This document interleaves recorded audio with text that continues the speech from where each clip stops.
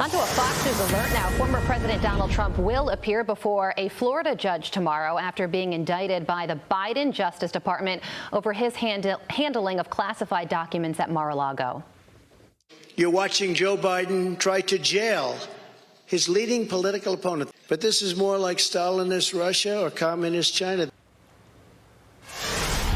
Florida Congressman Michael Waltz joining us now with more on this topic. There's so much to get to. I can't help but want to get your reaction to when the former president says Stalinist tactics. What do you think about that? Yeah, I don't know if these prosecutors and Merrick Garland fully appreciate or care about the forces they are unleashing in this country. And you play this out, and you have a former president of the United States, current presidential candidate getting put into jail potentially by his political rival, holding the power of the state. And either he loses because of that and the forces that will unleash, or he even goes on to run from prison and wins. The precedents that we're setting, the forces that we're unleashing, guys, I've served in countries all over the world, in third world countries where they do this as part of you understand that if you run for office, the other side's going to put you in jail. I never thought I would see this in America. Congressman, what do you think about this Chinese spy base that we're just learning about that's in Cuba? The White House now says that it's been in operation since 2019. So what can China learn about the United States from a listening post that is so close to your home state of Florida?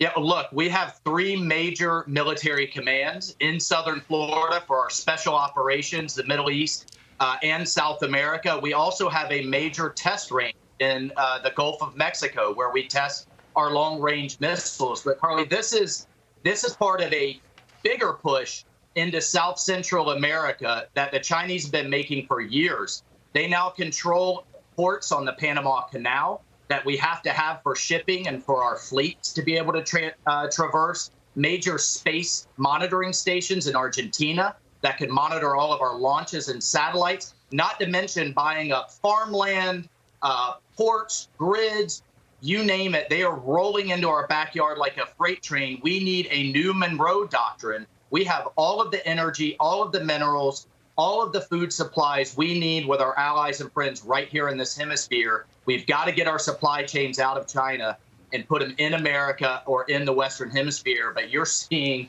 next to nothing from this administration on that front. Yeah, Congressman, very quickly, I want to ask you about Taiwan scrambling jets on Sunday as China crosses an important median line. I think for the folks here at home, it doesn't necessarily resonate, but this is happening increasingly frequently, and I think it's problematic not just for the Taiwanese, but for the global security order.